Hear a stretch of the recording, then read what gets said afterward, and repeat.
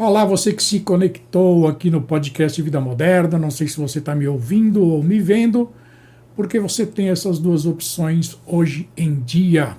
E eu estou aqui com o Leonardo Cirino, que ele é CEO do Grupo HDT, e a gente vai bater um papo muito bacana aqui sobre energia solar. Tudo bem, Leonardo? Como é que você Tudo está? bem, prazer, Guido.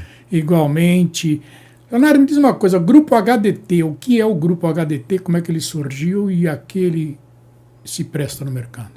O grupo HDT ele surgiu antes, inclusive, dessa imersão no solar. Tá. Ela surgiu na China. Um dos sócios iniciou o trabalho de trading do mercado chinês com a América do Sul, Argentina e Brasil principalmente, Tá.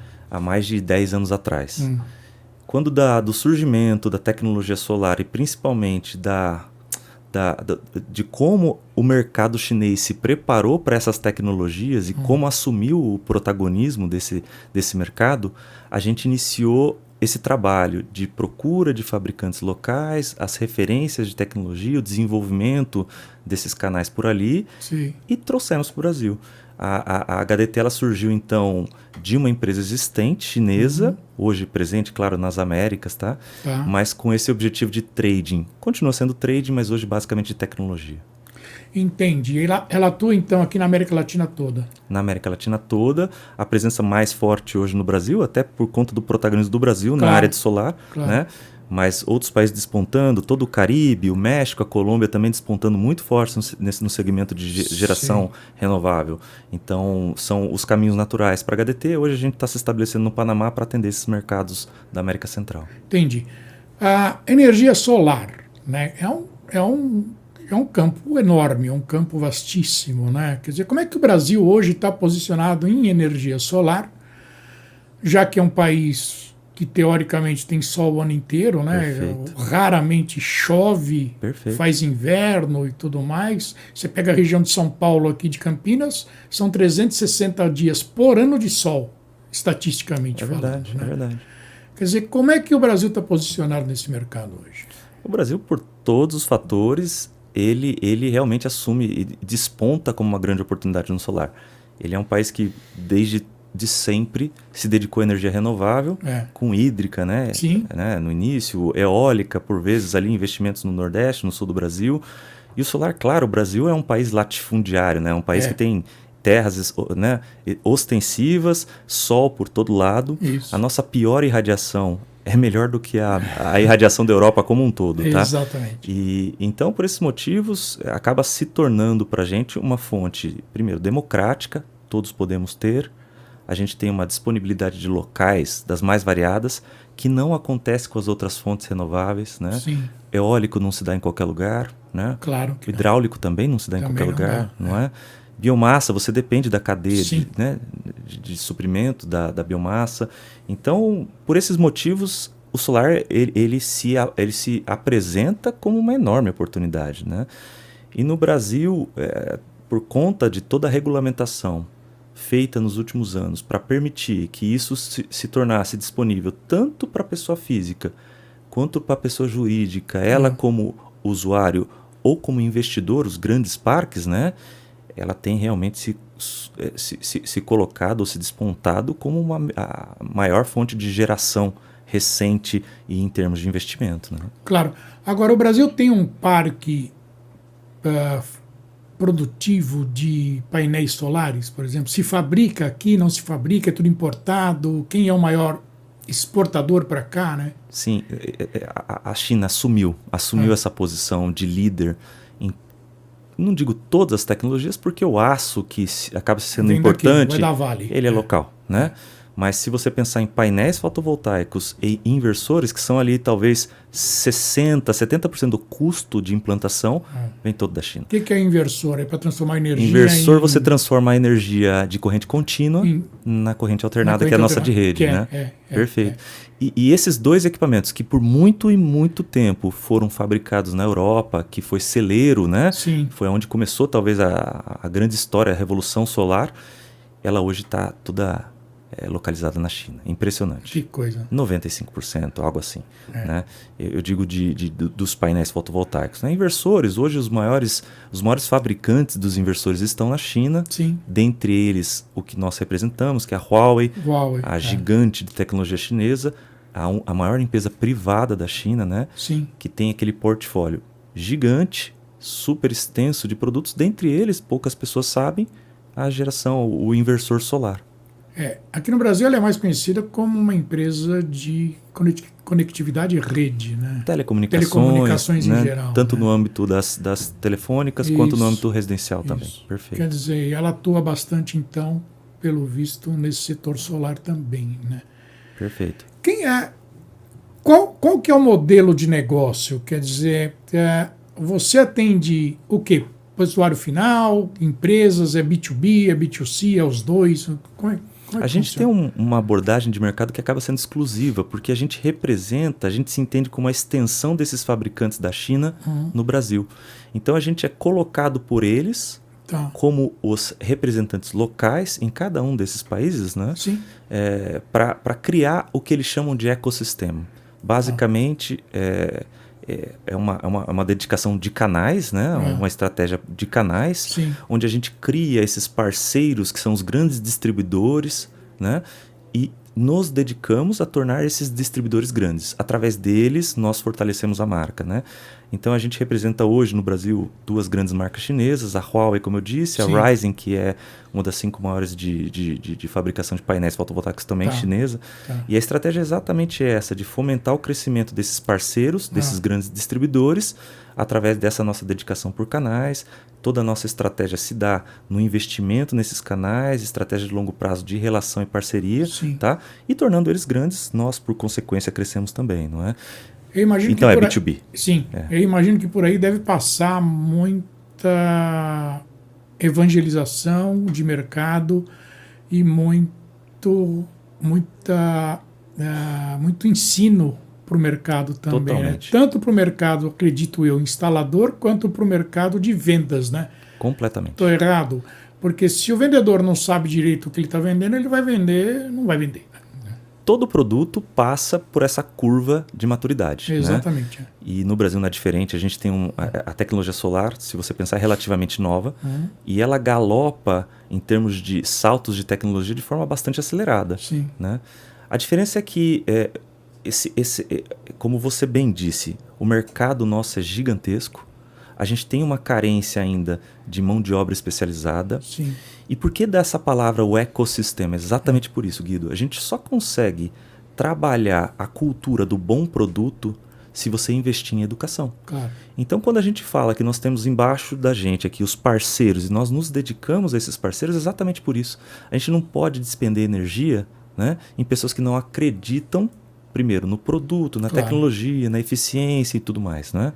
Quando isso acontece, esse investimento ele retorna para a gente de forma bastante sustentável. E você tem toda a razão. Hoje é uma grande oportunidade para esses profissionais da área de tecnologia que queiram entrar no mercado de energia, né? Porque é um mercado infinito ainda, sob o nosso ponto de vista ainda, ele está iniciando, né? Agora, aprender bem feito, saber vender, isso requer tempo e dedicação. Então você não pode ter uma estratégia de ser simplesmente um supermercado, de vender para qualquer um ali, a empresa, a distribuidora, ela tem que ter o seu próprio ecossistema, com os seus próprios instaladores que acreditam nos seus valores, né, dessa empresa. Então essa cadeia como um todo, ela cresce junto. Mas você tem toda a razão. O instalador, a ponta, é quem é a mais forte influência sobre o consumidor final. Sem dúvida. E esse, até infelizmente a gente pode dizer assim, ele muito dificilmente vai perder essa falta de maturidade, porque é um assunto que é técnico. Sem dúvida. Né? Então você tem que trazer para dentro da sua casa a pessoa que você confia, normalmente é dessa forma que você faz, ou que você participa desse mercado, né? Traz uma pessoa que você confia, essa pessoa ela te vende um bom produto, você indica para um terceiro e assim vai, né? Por isso sustentável. Né? Mas é bastante distinta essa forma que a gente atua Exatamente, porque a gente acredita no ecossistema. Sim. Né? A gente não tem um produto que a gente simplesmente passa uma lista de preço e professa as benécias desse produto. Né? A gente tem que realmente criar, né, esse ambiente ganha-ganha. Claro, sem dúvida. Quantos canais você tem hoje no Brasil? Você está implantando agora ou já começou a implantar? Não, os canais eles já estão bastante consolidados, são 7 hoje. Distribuidores. São 7 distribuidores.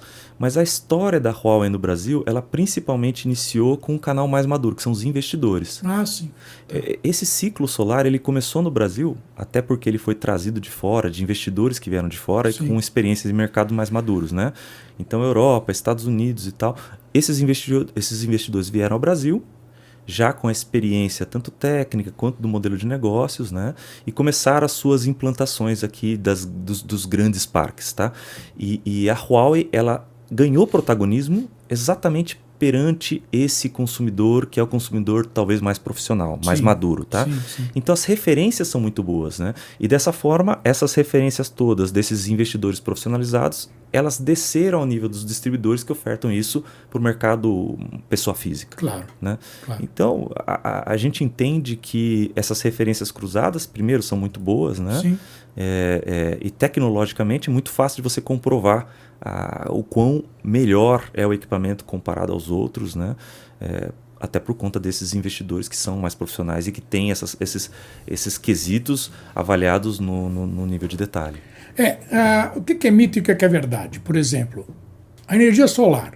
Teu painel na minha casa, o teu painel está lá. Tá bom. Quando não faz sol, ele está captando também? Ele está captando. Isso é uma verdade. É uma verdade, porque não o que precisa gera... bater o sol ali em cima, o né? que gera é a irradiação. Né? E mesmo com nuvem você tem claramente uma irradiação menor, mas você continua gerando. Então durante o dia você está gerando.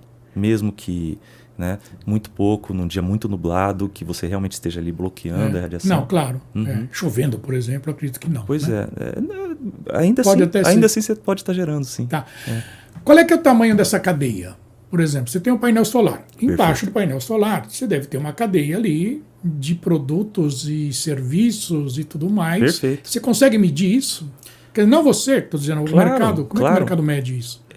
Se a gente for pensar que esse ano, né, o Brasil deve instalar por volta de 6 gigas de energia em geração distribuída, e que o CAPEX disso, ou seja, o investimento disso, gira em torno entre 4, 4,5 reais, tá? A gente está falando de 24 bilhões de reais investidos nessa indústria. Tá? Só na geração distribuída. São cifras bastante robustas, né? Exatamente. E é interessante que, por mais recente que seja essa indústria, você vê distribuidores que se formaram em outras áreas, mas que hoje se dedicam no solar. O segmento de solar representa a maior fatia do seu faturamento. E você tem empresas até de 4, 5 anos que já estão faturando na ordem de R$ bilhão. Né? É super interessante como essa indústria ela se acelerou e com isso também vieram várias oportunidades. Principalmente, eu acredito, como oportunidade para a cadeia como um todo, mas para os instaladores, para os integradores, aquelas pessoas que fazem interface com o cliente, né? com o tomador desse produto. Né? Sim, entendi. Então, deixa eu ver se eu entendi até agora. Vocês vendem através do mercado distribuidor. Esse mercado distribuidor deve vender para revenda. E essa revenda vende para o usuário final, que pode ser corporativo ou uma pessoa física, é isso? Exatamente. É toda a cadeia de distribuição tua. Então.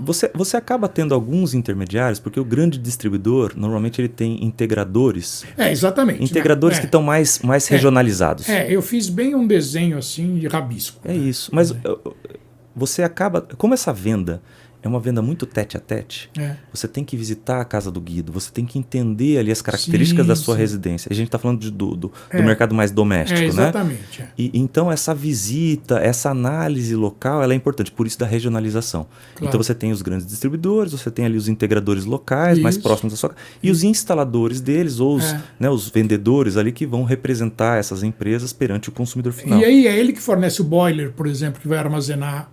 Nesse caso, não. Nesse caso, você não armazena nada, você joga na rede. Você joga na rede. Ou você consome no mesmo momento que você gera, que é o que a gente chama de autoconsumo, ou você joga para a rede o excedente. Esse excedente, ele é consumido... De energia. Ele é creditado a você Ou seja, essa energia que você gerou, ela é creditada a você. Você pode utilizá-la em outro momento. Tá? Agora, quem naquele exato momento está consumindo pode ser o seu vizinho. Entendeu? Que não tem solar. É exatamente isso. Então, assim, a rede ela se equaliza, né? A gente acaba não tendo, na teoria, a perda dessa energia no sistema. Lógico que o sistema ele tem perdas, né? Mas a sua energia injetada e não utilizada vira crédito para você. Sim, sem dúvida. Isso é a grande oportunidade no Brasil. Porque você gera durante o dia e você consome à noite o seu crédito. Exatamente isso. Entendi. Você sabe que a Nissan tem um programa de baterias que não servem mais para automóvel. Ela tem um programa no Japão que eles usam a bateria para ser um backup, como se fosse um gerador de energia quando falta luz. Perfeito. Em casa. Perfeito. O set de bateria que não serve mais para automóvel serve para te alimentar de energia quando acaba a luz, por exemplo, ali, por algum tempo.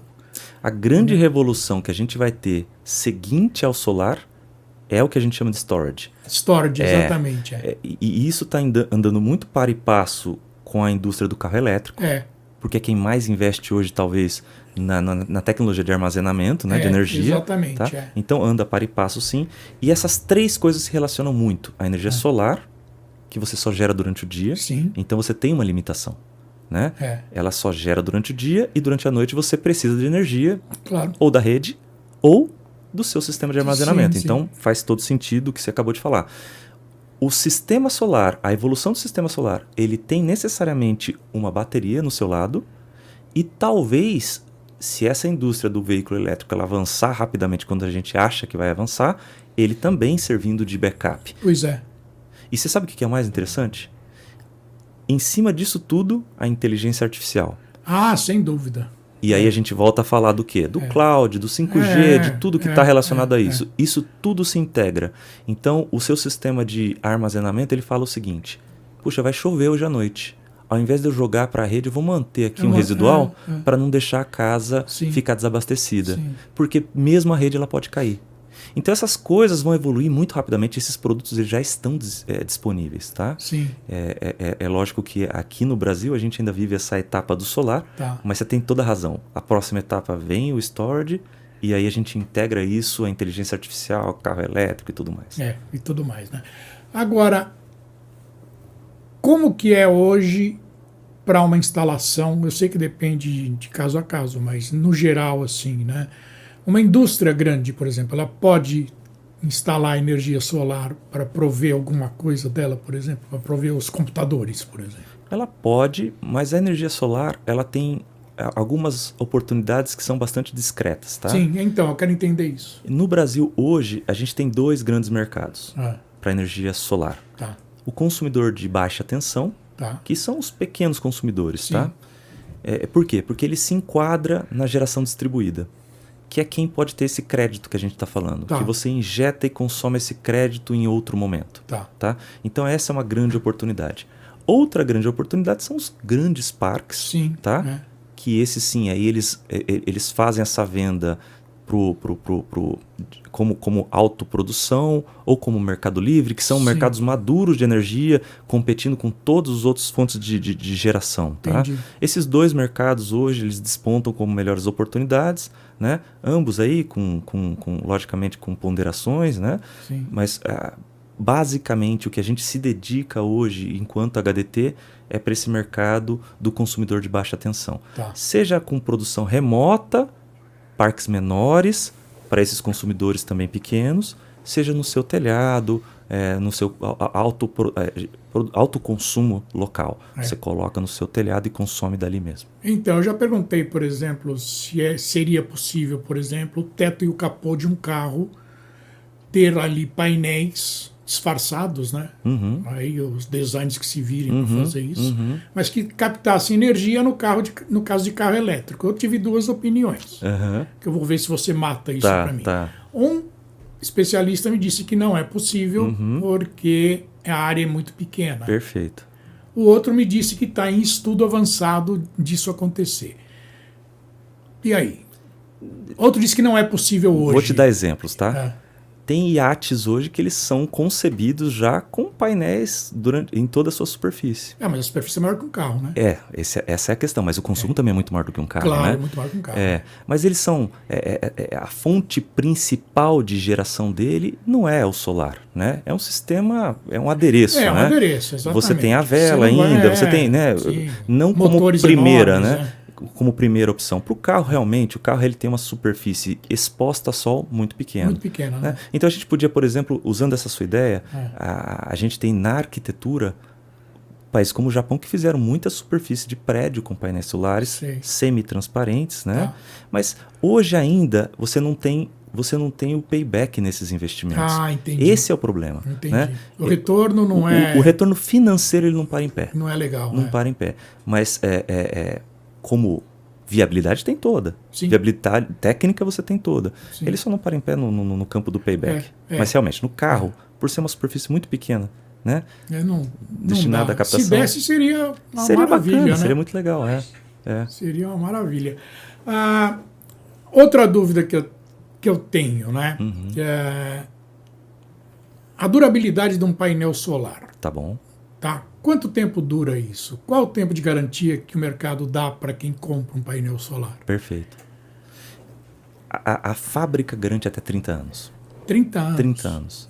E a gente fala em vida útil das plantas fotovoltaicas, isso serve também para telhado, né? Na ordem de 30 anos. Nem todos os equipamentos duram esses 30 anos, tá? A estrutura metálica, certamente, o painel também, certamente, né? É lógico que o painel ele sofre o que a gente chama de degradação. Sim. Ele vai perdendo um pouco da eficiência conforme o tempo passa, mas até isso é garantido por fábrica. O problema é que não tem uma fábrica de módulos que tem 30 anos de idade para contar essa história. Esse é o grande problema. Mas vamos lá, garantido por 30 anos, né? O inversor de frequência, que é um equipamento de potência, está submetido ali a situações ao estresse maior. Esses duram até 15 anos garantidos, tá? Eles podem ser garantidos até 15 anos. Então, no ciclo de vida, você faz um reinvestimento ali na metade da vida útil, tá? É para durar os 30 anos que a gente está falando. Agora, vamos falar a verdade? Quanto você acha que essa tecnologia vai avançar em 30 anos? Não tem. Você mesmo vai trocar tudo na sua casa porque o seu payback aconteceu muito antes e a eficiência vai aumentar tremendamente mais. Né? Não, até lá acho que já inventaram inclusive painel para carro. Pois solar. É provável. Não duvido provável, nada. Provável. Né? Agora, para a gente finalizar, quando você se formou, você é engenheiro... Sou engenheiro eletricista. Sim. Quando você se formou, você imaginava em cair nessa área que você está hoje? Eu sempre entendi a área de negócios. Não, olha só, é uma história interessante. Eu sempre trabalhei com infraestrutura, com investimentos no segmento de infraestrutura. Então, mas você já pensou em solar? Você fala assim, poxa vida, eu vou para essa área porque vai virar esse Sempre olhei com bons olhos. Sempre olhei essa área com bons olhos. Até porque... Vamos dizer a verdade, é bonito trabalhar com isso, né? Legal, é uma área gostosa. Você sabe que de alguma forma você está contribuindo. De alguma forma não, de várias formas você está contribuindo, né? E até pelo cunho social, porque você entende que a gente está criando aqui um mercado de grandes oportunidades, né? Em todas as pontas. Então, sim, no segmento de infraestrutura sempre chamou atenção, e principalmente um mercado como esse, que a gente sabe que o Brasil ele tem essa competência, né? Ele tem essa natureza. Essa vocação, né? A gente é diferente do resto por tantos motivos, né? Exatamente. Então, realmente, no Brasil isso chamou minha atenção desde que eu atuo no segmento de infraestrutura, mas eu tenho formação de negócios e o negócio de solar, além de bonito, ele hoje é um mercado fantástico em termos de crescimento, oportunidades, né? Então foi natural acabar caindo para essa área. Entendi. Agora, a última. A economia financeira compensa o investimento? Não tenha dúvida. Não tenha dúvida. Se você mora numa casa... você deve instalar o mais rápido possível. Porque hoje a gente vive um momento onde a nossa regulamentação ela te traz essa oportunidade de um payback curto, tá? De uma tecnologia consagrada, né? Com benefícios muito grandes, financeiros, de eficiência e tudo mais. E como a gente disse poucos minutos atrás, as novas ondas de tecnologia elas decorrem dessa grande inovação, sim. Né? Necessariamente dessa grande inovação que é o solar, como oportunidade para todos, é muito democrático. Então, quando vier o armazenamento, como a gente acabou de dizer, você vai colocar se você tiver um solar. Claro. Né? É natural você fazer esse novo passo, tá? Então, eu diria para todos, Se você não colocou ainda na sua casa, coloque e faça as contas porque faz sentido. Tá bom. Tá bom. Eu quero agradecer bastante um prazer. Esse podcast aqui que você fez comigo. Eu sei que a tua agenda é concorrida, você separou esses minutos. Muito obrigado. Opa, obrigado demais. Tá bom. E aqui é Guido Orlando Júnior, diretor de conteúdo do portal Vida Moderna, que você acessa em www.vidamoderna.com.br, além de todas as plataformas de podcast do mercado, além do YouTube, que é youtube.com/Vida Moderna. Lá você vai encontrar esse vídeo também. E agora no Spotify. Spotify lançou faz algumas semanas um Spotify com vídeo. Basta você procurar no Spotify ou em qualquer agregador de podcast Vida Moderna, que você vai cair nos podcasts aqui do Vida Moderna. E eu te vejo num próximo podcast. Tchau!